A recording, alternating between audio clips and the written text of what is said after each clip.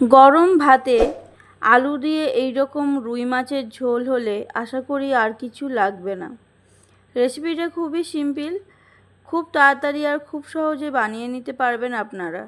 By the way, আমি বৈশাখী, আপনারা দেখছেন ইজি কিচেন। আজকে আমার রেসিপি রুই মাছের ঝোল। আলু দিয়ে রুই মাছের ঝোল বানানোর জন্য এখানে কেটে নিয়েছি আমি আলু, একটা বড় সাইজের আলু এইভাবে বড় বড় করে কেটে নিয়েছি। আর নিয়েছি এখানে ঝালের জন্য চেরা কাঁচা লঙ্কা, এখানে টমেটো কেটে কুচিয়ে নিয়েছি, একটা বড় সাইজের টমেটো কেটেছি।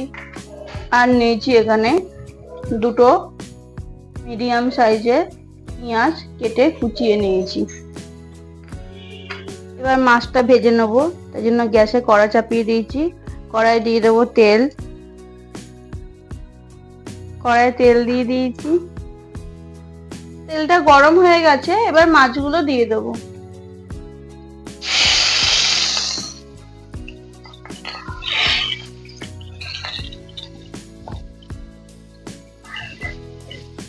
মাছগুলো এবার লাল করে ভেজে নিতে হবে। মাছটা ভাজা হয়ে গেছে, এবার মাছটা তুলে নেব। একে একে মাছগুলো সব তুলে নেব। এবার এই তেলেই কেটে রাখা আলুগুলো ভেজে নেব। আলুগুলো একটু লাল করে ভেজে নিতে হবে। আলুগুলো লাল করে ভেজে নিলে মাছের ঝোলের টেস্টটা ভালো আসবে। আলুগুলোর মধ্যে এবার একটু নুন দিয়ে দেবো, দিয়ে ভালো করে লাল লাল করে ভেজে নেব। আলুগুলো ভাজা হয়ে গেছে, এবার আলুগুলো তুলে নেব।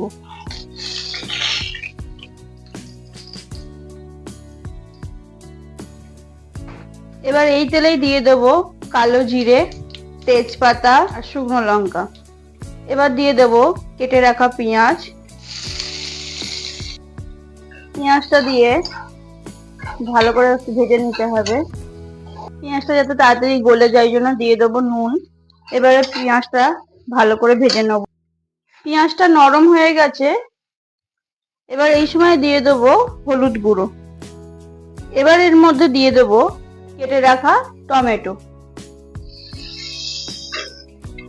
পেঁয়াজের সাথে টমেটোটা ভেজে নেব। টমেটোটা অনেকটাই নরম হয়ে গেছে, এবার এই সময় দিয়ে দেবো আদা রসুনের পেস্ট, দিয়ে টমেটোর সাথে ভালো করে কষিয়ে নেব। এবার দিয়ে দেবো জিরে গুঁড়ো, ধনে গুঁড়ো, সামান্য লঙ্কার গুঁড়ো আর দেবো কাশ্মীরি লঙ্কার গুঁড়ো। এবার ভালো করে মিশিয়ে নেব। এবার ঝালের জন্য দেবো চেরা কাঁচা লঙ্কা, দিয়ে আবারও ভালো করে কষিয়ে নেব।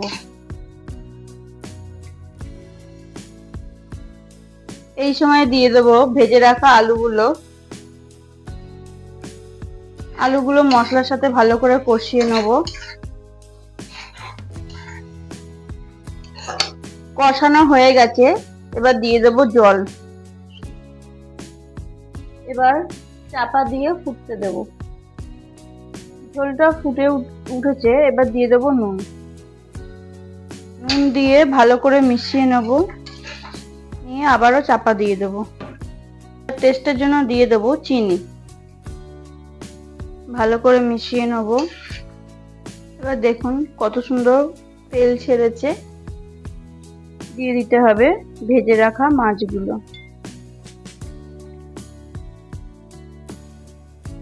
মাছগুলো দিয়ে 5 মিনিটের জন্য চাপা দিয়ে দেব।